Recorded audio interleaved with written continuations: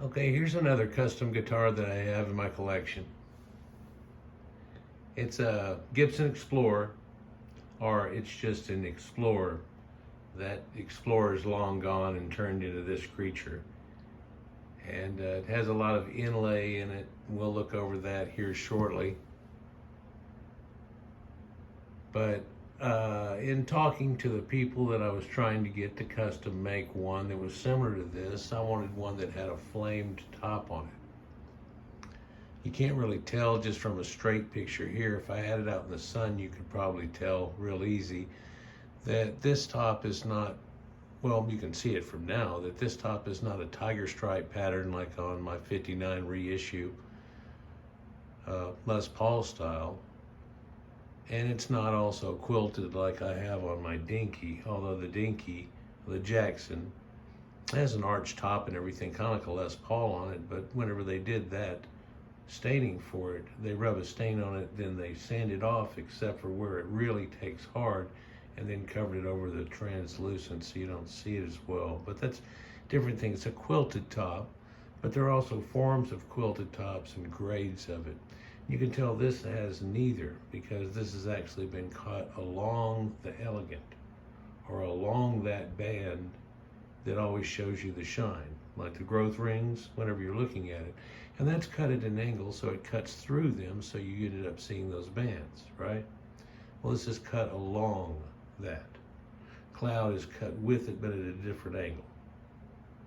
And quilted tops, the way that they are. And you can see how that looks like bubbles and burrs. And I've got something interesting to show you about that coming up.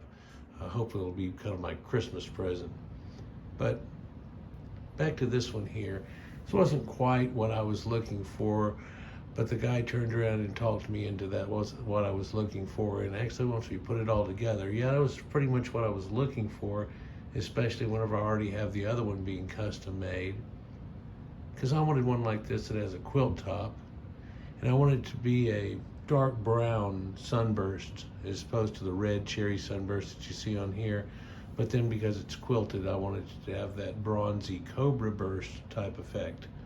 So it would have, you know, kind of looked pretty cool with that idea. Gold effects and things onto it. And of course, then he wanted to show me something else and so on and so on. But then after us talking through it for a while, we got this custom guitar here that he had already made back whenever the Lizzie Hale craze came out, like 2016, 2017, right in there. And then they came out with a custom model onto it. Somebody went crazy and decided to have their custom guy do as much as he could on this thing.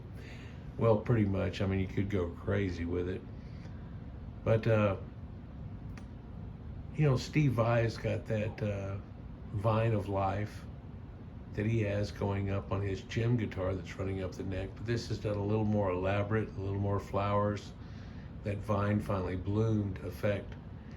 And this is the tree of life, is what they call it. We'll take a close look at it here, but it's like a pot that has the world in the center of it, and then it leads up out of that. The 12th fret there, you might be able to see from here, it's got a banner on it. And that could have had my name engraved on it. And in fact, the truss rod cover all the way down at the end there on its gooseneck, it's done in abalone. I have one that does have my name on it. But we've taken that off and put this one on. And it doesn't truly fit because the third hole doesn't line up exactly, but it's not made for this model. It's made for what's coming for Christmas. Let's just leave that one at that. So this luster that's on this thing, see if I can zoom in and take a closer look at it. The luster that's on this thing has a few knothole type of look to it.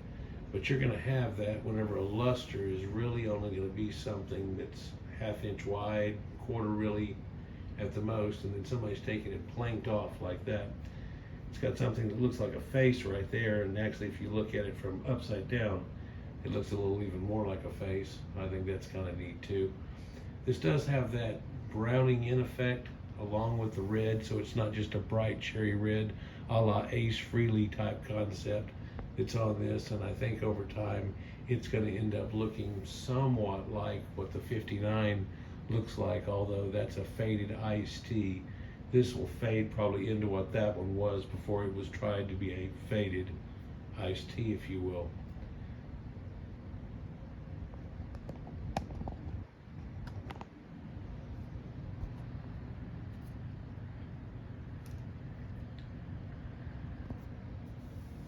So it came with gold knobs, but I got custom knobs made that are in abalone here that are matched up basically, but they needed something unique about each one. In fact, dealing with this person and trying to track down one that could make the custom guitar I was looking for Christmas, but having this one in my mind made two things happen at once, and this person led me to that, and the person that did all the inlay in this, and the one that's also going to do the inlay on my Christmas guitar. We could call this a Thanksgiving guitar, a harvest type guitar. Its name that I've given it at first was Phoenix. I also have 3 custom knobs that come onto it that have the Eye of Horus on it, or the Wadjet Blue Eye. They're just done in gold. First time they did them backwards though, from what you would think that they would need to be facing on the guitar, facing this way. Irregardless, probably do them anyhow. That was for something else. It's not really showing up here, but up the neck here is done an inlay that at every fret has been cut, and then a small amount ground out of each one so it can be inlaid perfectly, and then the fret put back in. You've probably seen a lot of this work. Now it's done by lasers and things like that, but they hand select the pieces that are going into it and so on, and depending on who you get pretty nice work. And this could have been done out of the New Zealand that he called it, and where it's just basically all blue, like I'll show you the one on the headstock, and terribly like that. But this is done a little more pastels, and with the pearl, or mother of pearl, as being the major stem. And I think he likes it that way because it makes the buds stand out. If you do the whole thing in a greeny blue, and then it's got greeny blue flowers, maybe with a little pink in them, it doesn't really stand out. Irregardless, let's take a closer look at this here. And maybe I can show you that shining effect if I can get it on the light here, where if I go down, and it's not just in the glare that I'm talking about, but you can see the shine in it here to here, how it's getting that different effect. And then also, if we're looking at it and we start to go back here, we see a lot more grain in it, and you can almost see that face we were talking about. And you get up around onto it, and you can see it fades and turns into a totally different picture in that area. You see what I'm talking about? So there's a ripple in there, and I know it's not showing up on camera the way it does right here. And if I had real sunlight on it, it's incredible. And there's a puddle right here inside of the tailpiece and where the pickups are that really has a shine to it and changes quite vibrantly too. But take a close look at this perfling here that's around on it. I might need to go over here and get out of the light so you can see the way that this is done. Sorry, I'm a little shaky here, but the way this is done, and there are pearlescent points in all of it. You might look through here and you'll see that there's a burgundy and kind of a violet and a turquoise and blue and green, of course. But the thing that made this the special inlay is that it has that, what they call purple, which burgundy is purple to them. You know, a violet type color is, you know, anything around in that makes it purple to them, I guess. But in doing so, you can tell that that's done real nice. And it's done with a double layer and a double set on it, so it notches down. The abalone part of it there is only about 1/8 of an inch deep, a little more, and then of course the binding that's on that is twice as far. So it only comes down to a certain point on here, there, and then the binding's encompassing all of it. But the effect too, whenever you look at it, let's get over here where I can see, get the light out of it, is that it has a black binding, and then the abalone itself strip has white encasing it on both sides. Then it goes back to another black layer, and then we have the outside binding on it. So that's extra special. And it is also bound on the back. It also has that same abalone inlay. I'll show you the back here in just a minute. But really nice guitar. If I get out of the light here, something that's custom. It's got a little bit of weight to it. Something of this size, you know, is always going to have something like that with it. It's probably 8.5, 9 pounds. I haven't even thrown it on the scale just yet. But those and the inlay of the abalone buttons here. Here's that Sri Lanka blue. All gold parts, everything. But let's look up that neck now without me blocking it. And you can see that there's the world globe, and on top of it, coming out of it, is the plant where it starts to show leaves, and all the buds are all hand selected different little colors of, again, what they call purple, but there's a lot of pinks in that, violets, a lot of greens and mixes and changes. There's where you can have an engraving of my name done on it eventually if you wanted to, or initials, or whatever you prefer out of that. Blues and pinks. Here's about the most open rose or flowerette on the whole thing. I'm really kind of in a shadow here, but it's still showing up good on the camera. All the way through. That one looks exceptional to me too, with all the swirls and colors in it. And here. And then here we have that headrest onto it. Shaler tuners.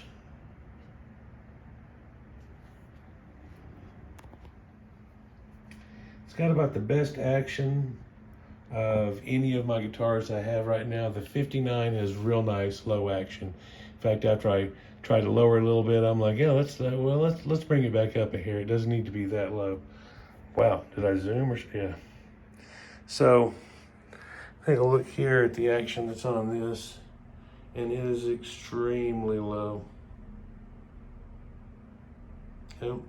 Seems to be just a hair lower on that side than it is on the other, and this guitar is well set up altogether. And then it has a Seymour Duncan humbucker here in the back that's hot.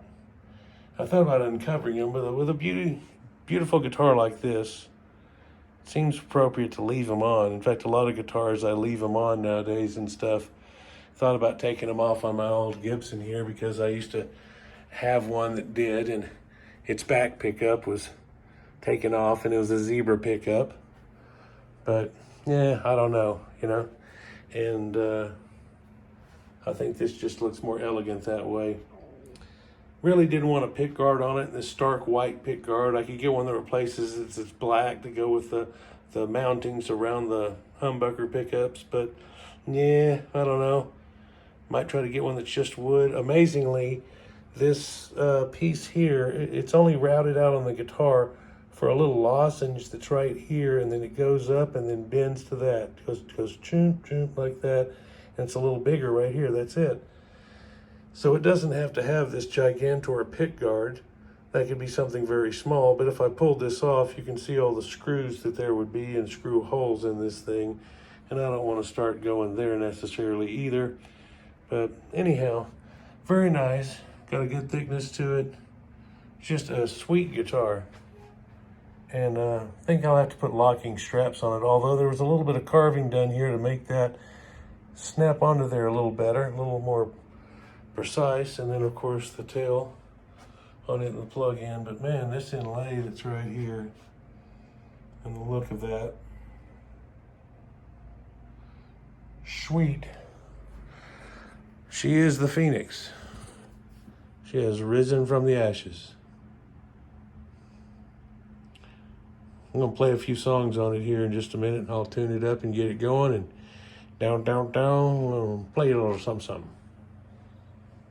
Peace.